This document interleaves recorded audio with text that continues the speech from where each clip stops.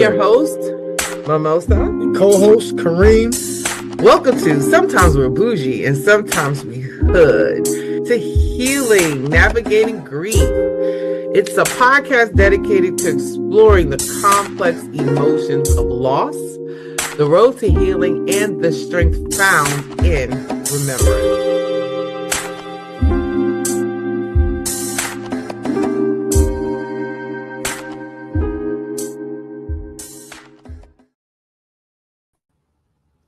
Welcome in, and welcome to Sometimes We Boujee, Sometimes We're Hood, a podcast dedicated to exploring the complex emotions of loss, the road to healing, and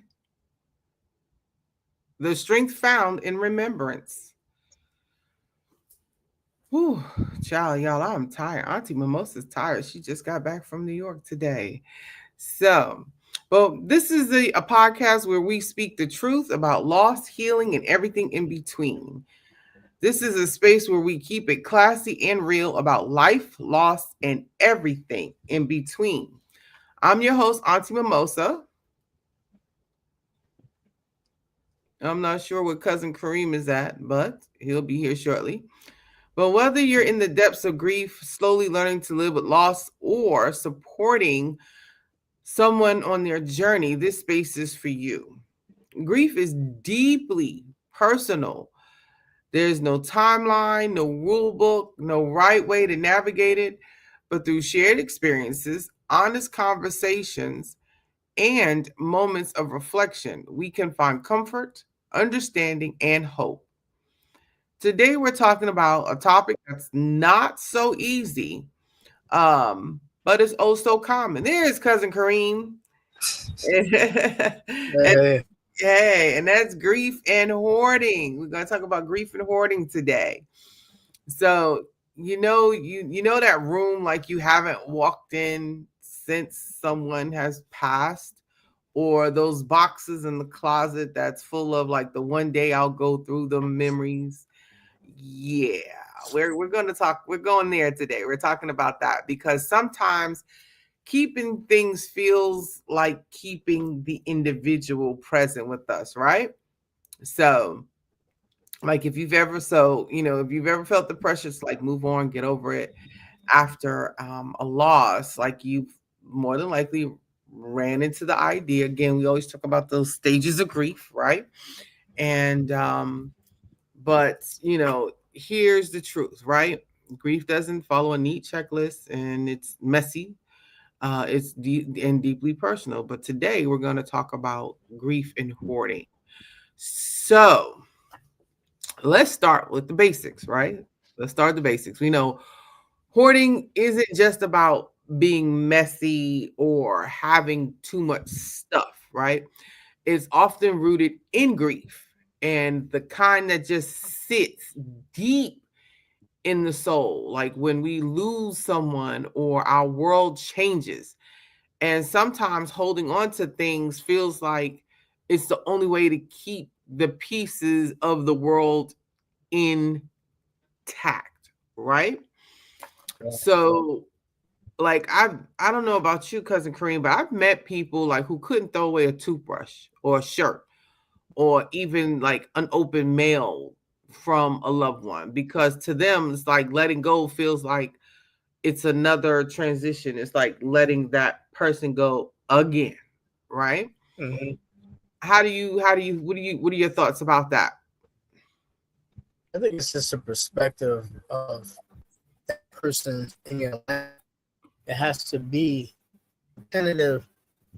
Just understand who they were in your life. Like, what did they do to garner that attention? Did they actually take the time to help you make a decision that was important in your life? If not, then do you need to garner that type of response? I think a lot of people connect the type of response that you give to a certain person to something that was determined, that was a determinate aspect in your own life. And if they don't match that, Mm-hmm. they try to allude to it. Right. They Okay. don't really look at the type of person that was actually pertaining to that. Mm-hmm. And my computer's messing up. All right, that's better. Oh, Okay. okay. So right. So in grief and hoarding are both about loss of people, loss of control, identity, loss of safety, and when we're not ready to face the full weight of that loss, right? That stuff becomes it becomes suitable. It's comfort, it's memory, and it's a wall between us and the pain. Okay. So I thought this was a great topic today because, like I said, I did go to New York for the weekend, and I went to help an individual organize a relative's home, and came across some history of that individual, right? The person the individuals whose home we were organizing, came across some history of that person and my friend, right? So, and it was like some old letters, old mail from like 1974. You know, we came across some old church bulletins. We came across some old coins, and I had asked or questioned my friend about, like, what are you going to do with this stuff, because it is valuable. Some of it is very, very extremely, extremely valuable items, and not just like keepsakes. So like, oh, I have this, so I want my kids to have, but it's value. We came across some really old coins. I'm sure that if they were to take them to get them appraised, they're really worth something. Okay. Mm. And I was like, what are you going to do with this stuff?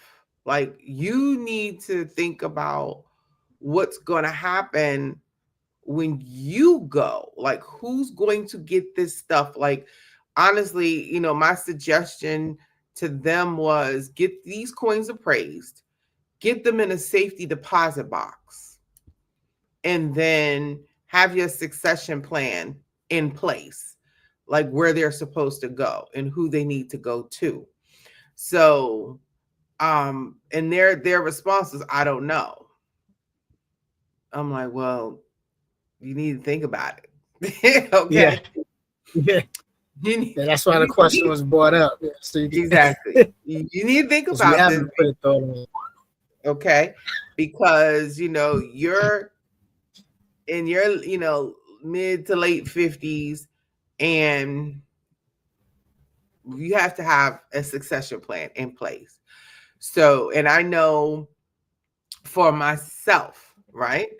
And I don't know if you thought about this, cousin Kareem, about your succession plan, about things and items and stuff that you want to leave behind, and why you're leaving them behind, and who you're leaving them to. Okay. So for myself, right, when my grandmother transitioned, and we were doing like the cleanup, and I found old documents from like the deed to the house um in New York, like when my grandmother and grandfather purchased the house in New York, right? To me that's that's history, because it tells a story, right? Right. So that guy had me thinking, like, what do I want? Like, what part of my history do I want to leave? And then how do I want to leave it to my son? Like, there's certain things I was thinking about, like, there's certain things that I want to leave behind that I'm hoping my son Darian wouldn't throw away. Like my degrees, like my high school diploma, my bachelor's degree, and my master's degree. Like I kind of want to put that stuff up, put those things in an album or a book to give to him so he can be like, okay, you know what? When I have my kids, hey, this is things your grandma did. This is stuff your great grandma did. You know, this is, she was an educated woman. These are, these are the keepsakes. To me, that's what I'm thinking. But that may not be what my son is thinking. You know what I'm saying? So Yeah. definitely, like, get your succession plan together about stuff that you want to leave behind, the significance of it, and what it actually means. What is it going to mean? Is it going to tell a story about the history of the family? Like, we came across old, over the weekend, came across like old deeds, you know, um, that, my friend had, that family members had in a whole nother state. I mean, it was some really interesting stuff that we came across. Like we came across a old, like a check stub, um, old rent receipts, old, like a lot of stuff. And then, of course, there's a little bit of time wasting in there because there was a pay stub we found from like 1970 something, or was it a little earlier? It was like for 300, and it's like $369 or $325.69, right? So here we go. We're Googling how much is 300, I'm gonna say 325. Like, how much is $325 in, I'm gonna say 1974? What is that equivalent to today, right? Mm. So when I when I got it, Googled it, it was about $1,100. It was equivalent. So back then, $325 in like 1974 is equivalent to $1,100 today in a paycheck. That was good money, right? That was good money back. Yes, indeed. So it was like, wow, but we got to think about the time, the amount, what food cost at that time, what rent cost at that time. So, but yeah, get your succession, as I call them, the succession plans. Get those succession plans together, get them in order. So, like, let's talk about what's really underneath, that sometimes it's fear, right? Fear of forgetting, fear of being alone, or it's like fear of more loss. Like, cousin Kareem, with you, when your mom transitioned, like, what did you find, or did you and your brother hold on to anything that you may have found from when your mother, made her transition, or any other family members made their transition? Did you hold on to anything in memory of? Yeah, I think we held on to just the pictures. We didn't take a lot of pictures. Mm-hmm. I guess the time frame of taking pictures, of having the pictures and then getting them, taking them in to get looked at to see which ones you were going to develop. Mm-hmm. Back in those days in the 70s and 80s, it was just like you had to wear with the Mm-hmm. times of processing the actual development of the pictures. But like now, like you can take a picture as instant. It's just like boom, put on your phone, plug it in, it's just right there. Right. But back then, it was just so different. But as we noticed, actually, we developed a lot of the film after the fact, and it was crazy because we put in like 100%. We got back like 55% of the pictures, and we're both looking at it. Me and my brother looking at it like, man, I remember taking these pictures, but years ago, and it would have been nice to have developed them when she was still alive. But It was just I apologize. I forgot the context of the question. But it's thinking about the Right. whole thing. The No, whole no thing is just apologize. No, that's good, right? Because that's the realness of it.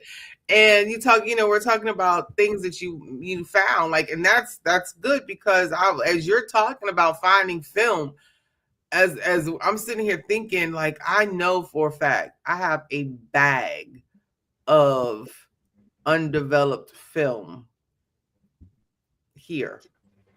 I know I do. I know I do. And like, like you said, the whole film process, the taking photos, that whole process has really changed, and it changed quickly. Like, I wouldn't even know where to turn that film in. Like, where would I send it to be developed? Hey, y'all. Like, where would I send that film to be developed? yeah. And that's, and I can't even tell you, like, I have lost countless photos on jump drives and things like that I've lost the jump drive, or was on a hard drive and the hard drive was damaged. So I can only imagine, like, the amount of photos that I've lost already. And then, like I said, I know I have like a small bag of film, Yeah. 35 millimeter film rolls that's undeveloped. So, but yeah, somebody might come across that and be like, "Oh, throw that in the garbage," right? But I just want to say, hey, I got the TikTok world on there on listening. I got Big Sis. That's Big Sis. Pastor George is on. Love y'all. Thank you for coming in. Yes, I see Queen Angel, she's in. Thank you all for joining. Sometimes we bougie, sometimes we hood. Here on the TikTok world. Yes, thank you. But we're talking about grief and hoarding. That's today's topic, grief and hoarding. And why do we keep certain items of loved ones that's made their transition? Why do we keep those things? And then, do you have a succession plan? Do you have a succession plan for those things that you keep? Like, who are you going to give that stuff to? The things that you keep that you may feel is relevant to you from a loved one, who are you going to give that stuff to? How are you setting it up when you move on, when you transition? So that's what we're talking about today. And that a lot of times, like, underneath hoarding, it's about fear of forgetting, fear of being alone, fear of additional loss, right? And for some, especially in our communities, we've been taught to hold on, right? We've been taught to hold on. Don't waste that. You might need that one day. That belonged to Big Mama. That belonged to Aunt May. Or that belonged to Aunt Sue. And that was granddad's and great granddad's, right? Don't throw it away. And we call it being sentimental. But sometimes, right? But sometimes it's the pain we haven't made peace with yet, right? Yeah. And yes, let's just say, here's the bougie part. You ready? We all have a designer bag full of memories we can't wear, or a house full of things that we can't even face to look at, right? Hey there, Big Sis Pastor George. But the hood part of us says, don't touch my stuff. That's all I got left. Right? That's what it is. The hood part is like, don't touch my stuff. That's all I got left for this person. But the bougie part of us is like, that's sentimental. It's value. Right? Yeah. It's crazy. It's crazy how to try to separate it. You try to put a power and anointment towards a certain possession, especially pictures. And then you get wrapped up into, like, why are you keeping it? But then the outside of it is, you looking back at, what are you looking back at? Like, how is this picture, this little small item, really that, incorporated in your life to make a choice about what you did in your life? Right. to say it was important enough to keep because of this thing that it did for you. Right. Thank you all. Thank you. Welcome in. Welcome in to Sometimes We Boujee, Sometimes We Hood on the TikTok. We're talking about grief and hoarding. And thank you. Thank you all for the gifts and the likes and the love. Thank you. So yeah. So let's like I said, I'm sharing, personal stuff, personal things today. And about this experience and about my you know the how do I I know we have to, I guess I'm trying my thoughts are like running because this is important, and it also goes back to getting your end of or your succession plan. That's what I want to call it. Get your succession plan in order, right? Like I talked this over the weekend when I talked to my friend. I was like, hey, like, do you have your stuff in order? Do is your relative stuff in order? Like, is it in order? If not, get it in order. Like, and then the thing is, like, my friend is the only child. Their only child. But there are cousins that or other family members in the area, right? But again, they need to help get their relative in order. They really do. It's a difficult conversation. It is a difficult conversation to have with your family, right? It is. Thank you again, TikTok. Thank you all for coming in. I appreciate you. Thank you. It's a difficult conversation to have. So, like I know after the transition of my grandmother, I did keep some personal items. I kept some personal items after the transition of my mom. I did. And like I still have her jackets. Mm-hmm. You know? Yeah. I have my mom's jackets. Um and I have a shirt, I think, of my grandmother. I had a dress of my grandmother. And right.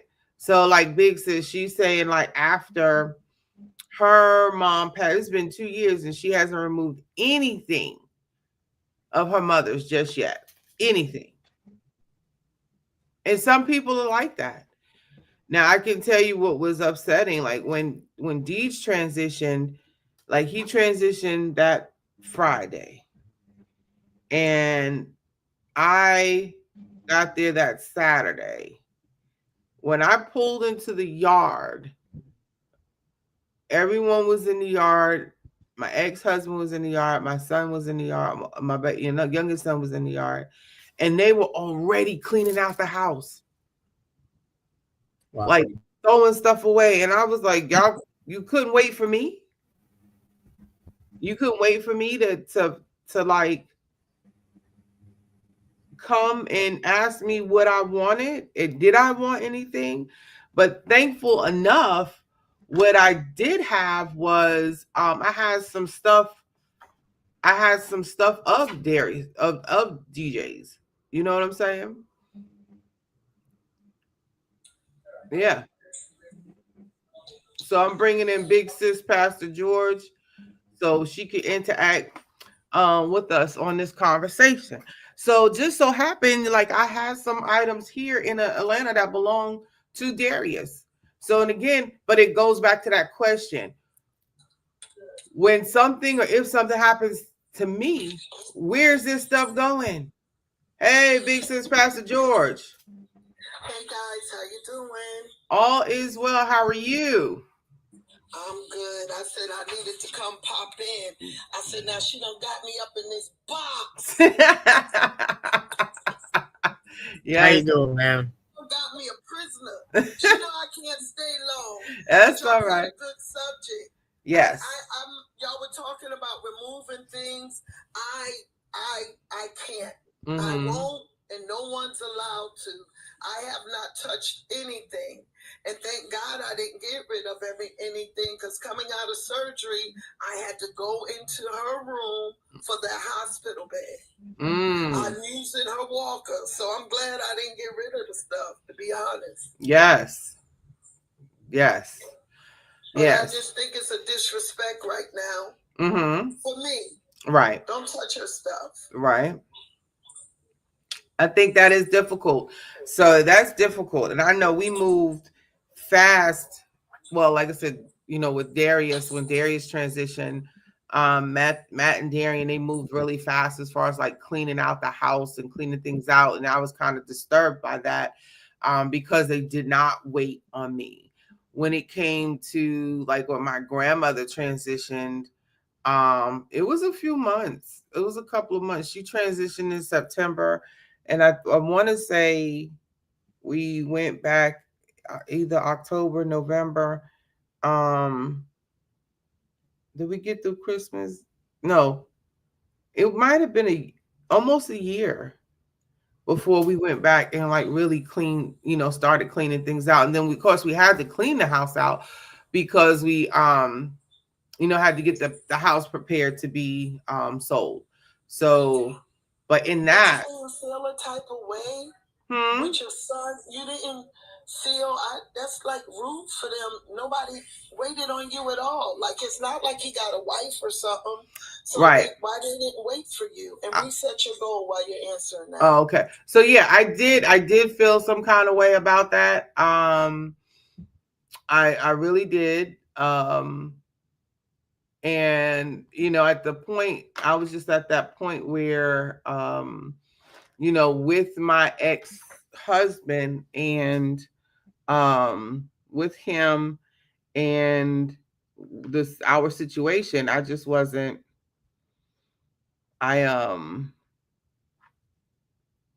let me this thing here.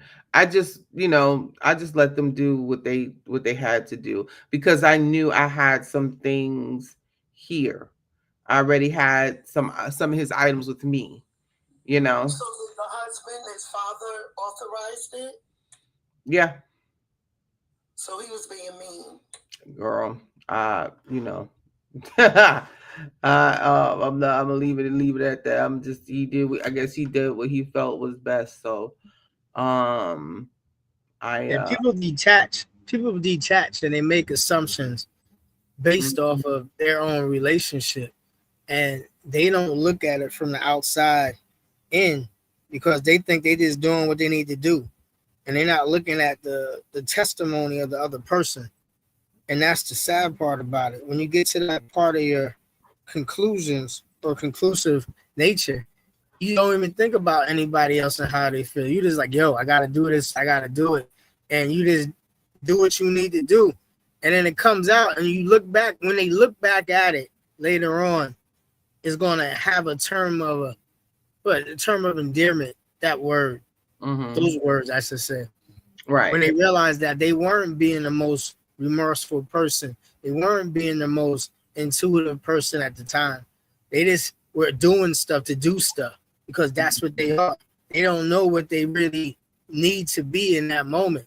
And that's where he's gonna fall short on because he wasn't doing what he needed to do. You want to talk about the day it happens and the next day, I gotta do all this stuff. No, you don't. You could have waited till freaking Monday. You didn't have to wait to start proposing everything on that Saturday. So I didn't know all that. I forgot about all that. I think I just kind of. It was like the next day as I pulled up. I know my girlfriend Tasha, you know, Tasha was with me on the drive because she didn't want me to drive by myself. And I was like, oh, and the crazy part, I was like, let me just swing by the house. That's what I said. Let's just swing by the house before we go into Wilmington. And I'm kind of glad I did go by the house because, like I said, I had no idea anybody was there. I pulled up. There was a yard full of people. And I was like, what is going on? Yeah. You know, I'm like, what are y'all doing? Oh, we cleaning out the house. You cleaning out the house. Like, you just had time to do this, like just burn a moment, just like you know. Like, I was like, why are you? And I just was like, okay, you know, because of the relationship and how things are set up, I was just like, it's okay. You know, I have I have what I have of Darius is here with me. So his items that, you know, like there was a leather jacket that he had. I have that. I have, you know, his some of his ashes, because his ashes were broken, were divided between myself, his, you know, his their father, um, his uncle. I think it was like 3 or 4 people that Deej's ashes were divided among. So I have that. I had some jewelry and things that were left behind of that was left here when Deej was living with me. So yeah, definitely I hold on to that stuff. That stuff, yeah. I have his guitar, you know, of Darius's, one of Darius's guitars, and his brother has the other one. So yeah. So, sis, how did you split it? How do you split it up? Split what up? Split the ashes. The ashes? The funeral home did it. Darian had them do it. So he actually, you know, each person has their own urn, and he had the funeral home divide the ashes amongst the four urns. And everybody got their own urn with a number inside the urn. Yeah. That's thoughtful. Different but thoughtful. Oh my. Who said this? Queen Angel said a lady she took care of the family, went through her stuff as soon as she went in the hospital. Hospice. That's crazy. Like, can you wait? Like, wait till, you know, that's fine. Thank you, Miss Janet, for showing up and showing us some love. But yeah, that's crazy. Like, why would you? Hospice is not the end, and that's what some people need to also understand. Like, hospice is not the end, okay? And when I say it's not the end, because a lot of people come out of hospice. So just came out twice. Right. So just because your relative goes into hospice doesn't mean that is the end. All the time, people go in and they come out, right?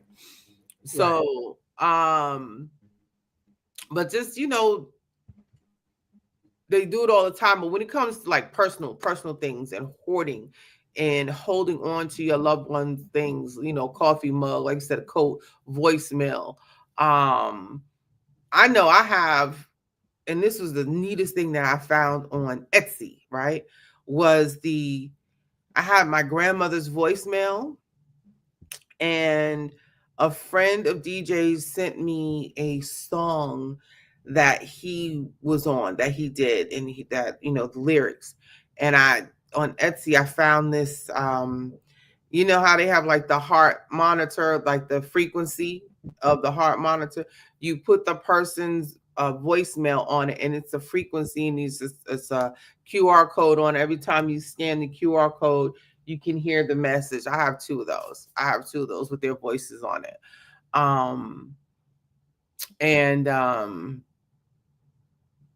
Yeah, that's what I have. And it's, and again, that's something that, again, when I have to, like, who's going to get this? Is it going to go to my son that's left behind here, or is that going to go to another family member? Like, is it going to go to a cousin? Is it going to, you know what I'm saying? Like, who's that stuff going to go to? Because like I said, I know Darian. Darian is not going to want, like, a lot of the things that I hold on to as a mother, as a granddaughter, as a daughter, that's sentimental to me. He's not going to want to hold that stuff. He's not going to want that stuff. He's not going to want it. So the question is, who's it going to go to? Right? He doesn't have any children. No, not at the moment. No. So no, I'm not a grandma. I'm not a grandmother. A big, I can say that proudly at 53. I'm not a grandmother. But I don't think you're going to be able to pass it down. I think it stops after you. So I definitely have to just decide, like, which family member, who else, if somebody else wants it. And then you have to talk to those family members as well. You have to talk to those family members that you want to leave stuff to. Don't just leave it, because then you'll be pissed off when you leave and come to find out they don't even want it. So have that conversation. have that conversation. And so many of us, especially our wonderful people, they don't want to have that conversation. It's like a conversation that's avoided. Have that conversation. I understand it's a difficult conversation. I get the fact that we don't want to talk about it, but you have to have that conversation so things run smoothly at that time of transition of of that relative, of that person, and you're not left to handle stuff in a moment when you're dealing with your grief, or you're not left trying to handle things while you're dealing with grief, and then while you're dealing with your family, and while you're dealing with children, and while you're dealing with work, and while you know what I'm saying, have that conversation. What say you, cousin Kareem? Yeah, I think that's the definite thing you got to do is have that conversation. Because there's certain things that people are going to want to slip into just out of brief reference to avoid, and not thinking about how they actually need to inference that situation. They just want to just get through it, in the face of everything. Let's get through it. Let's get through the funeral, the burial, and then we can deal with everything else later on. It's like, but there's certain things that could so impactful in that person's life that passed away that you need to attach time to. Right. Initially relevance to the person's passing away, instead of just letting it just go and then trying to deal with it later on. Because there's certain things that as time goes on, you're not going to be able to get back the same feelings or the modes of the feelings until after they pass. And you have to sometimes just sit in it. I guess that's like some, because of certain instances with certain deaths in different states, like they have like the what do they call it? Oh man, when you have to just let it just go by. The time has to go by in order for them to do their investigations. If it wasn't for that, you wouldn't have gotten to the point that you can. Right, probation. Big sister's probationary, like a probationary period. Yeah, you wouldn't be able to go through probate periods and come to a conclusion on how things should be represented, because you're not given the time. You think that everything has to be rushed because it has to be done. But who says that everything needs to be taken care of right away? True. Like what is the point in doing that? Right. And I think that's just it's an all-out failure in the communication. The person who passed versus the person who's responsible. All right, Big Sis says she would like to interject here. I wanted to interject, and I think my mindset changed when it came to losing mom. I think we sometimes, as a people, what you were saying prior to bro speaking, we don't want to have the conversation. Queen put down there because she didn't understand what you were talking about. Are you thinking about transitioning right now?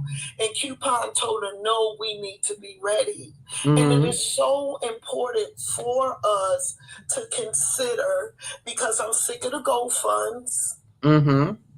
Because you did not prepare. I think that is so, I see you, mother. I think that is so distasteful that you did not prepare for your time. Right. Okay? Especially when you know your family broke. Can we just be real? Yes. That's the hood side. Mama and them ain't got nothing. They broke. So why wait? Now you're not sick of anything. Right. We're in our right mind. Right. Let's go ahead, especially if we ain't got a policy. Let's get something at least to where we can do a what's the word your son did? Cremation. A cremation. A cremation. Right. Let's take that time and realize that I think the urn starts at $300. It's not $20. You know what I'm saying? Right. Do some type of research so that you'll know what you're looking at. I did not know, bro, that the plot was separate from the Yes. funeral. Yes. That's $2,000 in cash. Mm-hmm. Because you cannot use your policy for that. That's $2,000 in cash that I did not know. My mom had a $10,000 policy that she took 2 off, never paid it back, so that 10,000 was 7. Mm. So you know what happens after that, right? Oh yeah, right. And every state is different, and that's the thing. Like every single state is different when it comes, especially when it comes to the burial plots. Some states want you to have a liner, a vault. I said a liner, but a vault. Some states want you to have a vault. Some states do not. Then depending on then it's about how deep the vault is, whether it's above the ground, below the ground. You have to $700 to $800. right. And so you have to have that conversation and prepare. So many people do not like what I call, say, the end of life conversation, but you have to have that conversation. You have to prepare and get things ready. And I believe, like I've heard, there were several instances where I've had or heard where family members wrote their stuff. They planned their things, planned their end of life service celebration. So that way, when it came down to it, all the family had to do was follow through. And guess what? And make that phone call. Uncle, aunt, grandma, so and so. Okay, everything is paid for. Everything is paid for. Plot is paid for. Cash, everything is paid for. So all they have to do is get dressed and show up. And guess what? Mm-hmm. You'll have somebody that think they know you more than, and they will need what you said. You told everybody in the beginning. Let me tell y'all something. Talking low. Y'all hear me? I can hear you. Yes. Hey, Geraldine. Yes. Listen, brother here. If I wouldn't have my business straight, they would have took this house right from under me. Right. And they knew my mother wanted me to have it. So you gotta have your business tight. You do. You have to have everything in order. It has to be ironclad. And that was what I was explaining to my my friend this weekend. You know, you have to make sure things are ironclad. And in the organization of this relative's home, like I said, we came across some antique jewelry, you know, a grandmother's watch, necklaces. And I was like, listen, coins. I was like, you have to talk and decide what you're going to do with these items. You have to have this conversation, you know. And that's how I was like, get a safe deposit box. Put this stuff in a safe deposit box. Put it in a safe deposit box, please. Get it appraised and get it in a safe deposit box. Get a trust. Get it solidified. Because what a lot of times what happens as well is that when an individual or loved one transitions, now you have, especially if you're out of state, you have family that's already here. They're trying to go through stuff before you even get here and take what they want. That's a no. And if you're, you know, into what you said, Big Sis, Pastor George, about having your end of life services and having all your documents in order, that somebody may override because of what you say. But if everything is paid for, if every single thing is paid for, they cannot override anything. If your casket is paid for, if your plot is paid for, headstone is paid for, if you even got to pre-take your clothes to whatever funeral home that you want to utilize, take your clothes in there ahead of time. Tell them, here, it's in a plastic bag with your name and contact information on. This is, hospitals know this is where I go. Like, you know what I'm saying? Look down what Coupon said. She Her said, mother has a safe at the bank, and all 3 of them have to be present at the same time. That's right. To do anything. Yes. Yes. We gotta prepare. I remember and bro, I'm gonna stop talking because I gotta get ready to get dressed, right? Mm-hmm. But listen, I remember the insurance guy said you want to leave this to everybody, but you ain't got that much money for one, and come in the room. She came in and blessed you too. Oh, thank you. Welcome in. Yes. Mm-hmm. He said, I don't care if you had $1,000. You get one person you can trust to distribute that 1,000. If it's $2 to every person. Yes. He said, I've seen families torn apart about no money. Mm-hmm. Yes. Yes. So you have to, and then you gotta, and then the person you trust, you gotta hope and pray they do what they supposed to do. True. You know, it gets ugly, bro. It does. Ugly. Yes. Ugly. Mm-hmm. It can, and it can. They took my dad's. They took all my dad's. What you call them, VHS, the big tapes. Mm-hmm. And the only reason they didn't take the player is because they couldn't find it. What good are those big things gonna do without the recorder? Without the without the VCR, you have the tape. VCR, the big ones, the big Vader. Okay, yeah. The big things. Mm-hmm. Why would you take those without the box? What, just to say they were my dad's? Right. It's about what it represented. It's a representation. It represents him and what they can hold on to, you know? Yeah. All right, big sis. I'm gonna go ahead. Let's drop you down so you can get love you guys. Love you. Thanks, bro. Listen. Yeah. Bro. Yes. Yes, he can hear you. Yeah. Know, I ain't forgot about that battle me, you, and old boy supposed to have. We ain't never have it yet.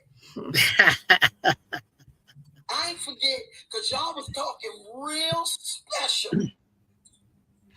Well, look, right. It's meant to be, because all three of you are recovering. Okay, y'all, all three of you are healing. Y'all are recovering from health issues. So, as divine timing, it's coming. It's coming. God. Listen, yes. Mother said something in the bottom. Go ahead, let me go. I love you guys. I'm glad that we made it in. Thank you for using the room. Oh man. Say something to me. Yes. Listen, you've been going in the room so long, they was like, who's that? I said, that's your sister. I know. Like I say, TikTok fam, when, as they say, when Auntie Mimosa, when I get fixated on a project, I had a project that I was working on. It is, Stay on your thing. Yes, I'm here.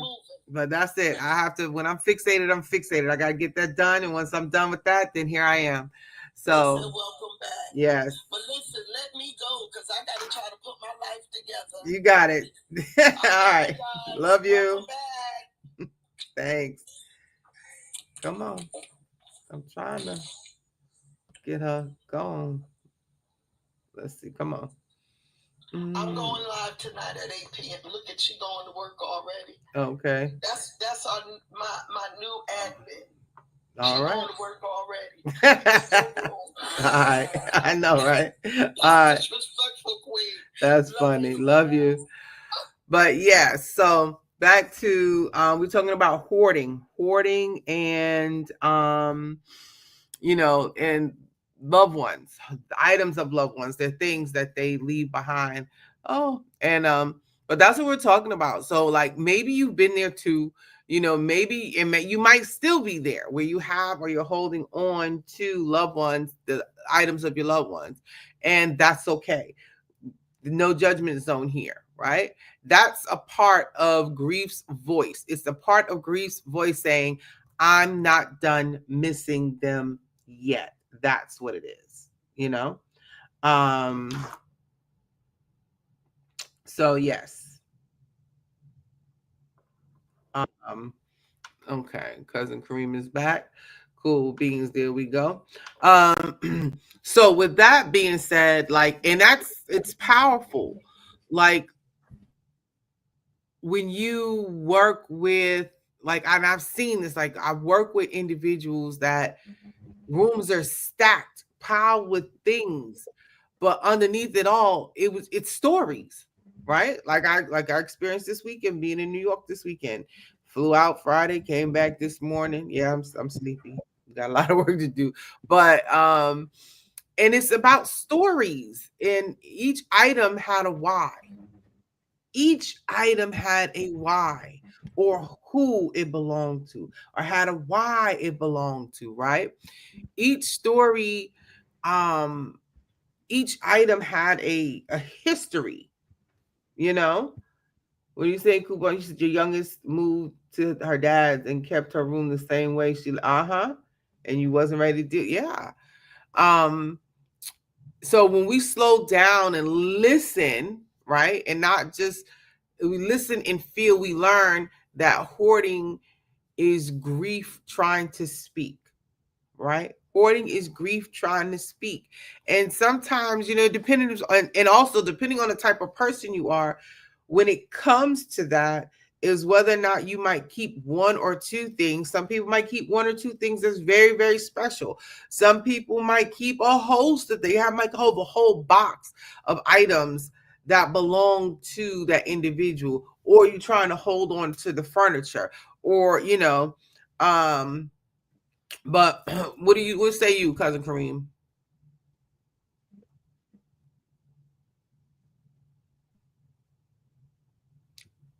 Are you frozen? I don't know.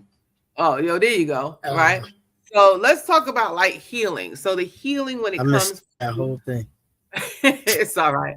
We're gonna talk about healing, and because like we're not gonna stay stuck there, right? So here's a few gentle and simple ways of releasing. Start small. Always start small. I would say refrain from trying to do a big sweep or a big push out or a big clean out. Not unless you can really handle that. Always start small. Pick one drawer, one bag, one item. Pick one and move that item out, you know. Create a memory box, right? Keep the most meaningful thing to you. Do not try not to. I'm gonna say don't, because I can't tell you what to do not to do. I can't do that.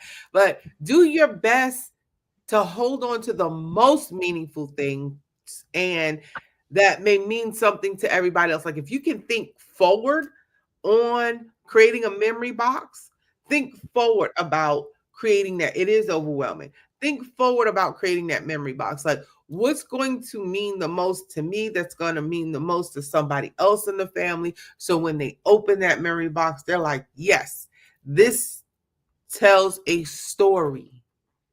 It's history, right? Photos. We talked about photos. Digital memories, of course, yes, they do take up less space. And they hold the same love. And then today, with the way cameras work, we got our phones. We have our phones, so people still have cameras. Take photos. Yes, we have the cloud storage. We do have the cloud. However, I think that's the one thing where, like with my cell phone service, is Verizon. I don't think I will ever leave Verizon, just for the simple fact Verizon has all of my photos. So in their memory, it's right. You want to do a memory book and a journal yes, do that. Set that up. Verizon has all of my photos, so I don't think I would leave Verizon, for the simple fact that I'm like, listen, they have photos I've forgotten about. And then, like I said, I gotta get these. I have a whole bag of like 35 millimeter film. For those of you who don't know what 35 millimeter film is, I gotta show you one day. We'll show you. Sorry, millennials, we know y'all have no idea. But yes, that's film. It is. And then this is one that I consistently talk about as well, about having a release ritual, right? Light a candle, say their name, play their favorite song, cook their favorite meal, eat their favorite meal, right? Right? If you have that one special clothing item, put that item on. whether it's a piece of jewelry that you have, a shirt, a coat, put it on in remembrance of them. Again, that's, do that and then hang it back up, put it up, right? And then also there's donating in their honor. Let your loved one move forward and not stay still by making donations in their name, in their honor, right? And of course, let's not forget about therapy. I always talk about therapy. And there is strength in asking for help. There's always strength in asking for help. Sometimes we need someone to help us separate the pain from the possession, right? And don't be ashamed if you're not ready to part with something yet. It's okay. It really is. Healing doesn't mean erasing. And that's the thing that some people have to understand. Healing doesn't mean erasing. It doesn't mean throw away everything, right? It means making room for a new life to grow alongside the memory. That's what it means. Making room. I'm going to say it again. It means making room for new life to grow alongside the memory. That's what cleaning up is, making room for new life to grow alongside that memory. That's what it is, right? And I say, let's be honest about this. Grief doesn't end. It does not end. It never ends. It just changes shape. And so does our relationship with the stuff that we keep that belongs to them. Today might be the day that you open the box. Tomorrow might be the day. Right. Or a scholarship fund in their name for graduate college students. Exactly. Tomorrow might be the day that you give away that coat. Either way, it's a progress. It's a process and a progress. And if you're listening today, I really want you to know you're not alone in this. You're not alone. And that's why Cousin Kareem and I started this podcast. You're not alone in your grief journey, in healing from that. There's no shame in your story. Grief doesn't make you weak. It makes you human. Okay? I'm going to say that again. Grief doesn't make you weak. It makes you human. Yeah. And that's what people have to understand. And what did I say? Grief is just another form of love for that individual. It's love with nowhere to go. That's what grief is for that person. It is love with nowhere to go. All the love you would pour into that person if they were still here, that's what grief is. Because now you're trying to figure out what to do with it, right? That's what grief is. And also remember, healing is not about letting go. Healing is not about letting go of the person. It's about letting go of the weight. It's about letting go of the weight that you're feeling. So if there, has been a transition of an individual, if you're feeling guilt, let that guilt go. If you're in the woulda, coulda, shouldas, let that go. If you're in the only if I could have, let that go. I could have did this different. Let that go. Okay, that's what that is. Cousin Kareem, any final thoughts, sir? Any final thoughts before we close out? Yeah. I was just thinking about something. It's like,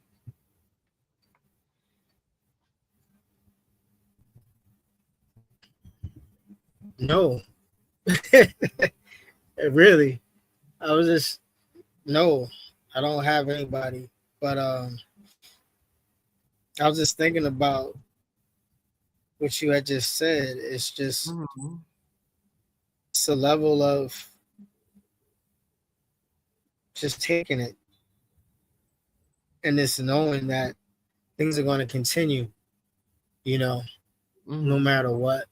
And if you let it transition to the point that the memory is now grievous, that is heavy, then you're taking away from the positive memories Mm-hmm. And in essence, I think people should just keep hold of the things that were positive instead of holding on to things that they know could be deemed as negative. Mm. I don't know if that makes sense, but it just seems that a lot of people just hold on to things that are negative just because that's just what comes up. So hold Instead on of to the just saying, hey, this could be a positive thing. Let right. me see Hold if I on. can turn it into something that can make me smile. Yeah, I lost. Right. Yeah. All Because that's what righty. they're trying to do, is trying to leave you with something positive in the intro instead of just something that's negative. Right. But that's it. So as we get ready to close, I want to take a moment to, say thank you. And I honor you all on TikTok, on Facebook, on Instagram that are listening here today on YouTube. And you said maybe that's where they're stuck at. Yeah. So hoarding, when it comes to hoarding and grief, as we close, just keep in mind, I want to leave you with this. Okay. Grief and hoarding both teach us about love. Grief and hoarding both teach us about love. One says, I miss you, and the other one says, I'm not ready to say goodbye. But love never dies. It never dies. It just transforms. And sometimes the bravest thing we can do is make space for it to breathe again, right? And grief is not an interruption to life. I'm going to say that again. Grief is not an interruption to life. It is life. It is life. It's part of love's story. If you're grieving, you are not broken. You are carrying something sacred. It just shows up differently. Okay? It shows up differently and it sneaks up on you. It has no timeline. It has no rule book. It doesn't pencil or schedule itself in either. It just shows up, right? So, with that, I'm going to say thank you for spending this hour with us. If this episode Yeah. helps you, share it with a friend who might need it. You are not alone in this journey. There's no timeline, no right or wrong way to grieve.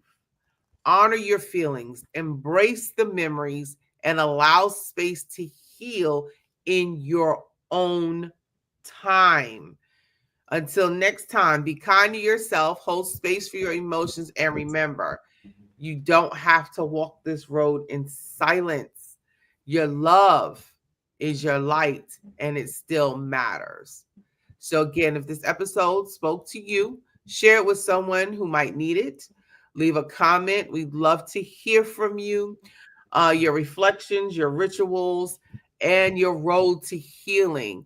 So you can connect with us on Instagram through Queen of Life Empowerment and SBSH Grief Podcast.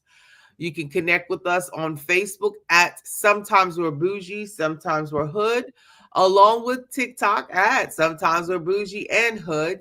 And if you would like to be a guest on our show, on our podcast here, you can email us at Sometimes We're Boujee, and this is the whole name. Sometimes We're Boujee, Sometimes We're Hood, and that's Boujee for Boujee at gmail.com. But we're always real. That's the one thing. Cousin Kareem and I are always real as your host and co-host about sharing our feelings and where we're coming from with grief. Until next time, take care of yourself, your heart, and your home. See you next Sunday. And again, we're on every single Sunday at 6 p.m. Eastern Standard Time. Have a great night. It's a podcast dedicated to exploring the complex emotions of loss, the road to healing, and the strength found in remembrance.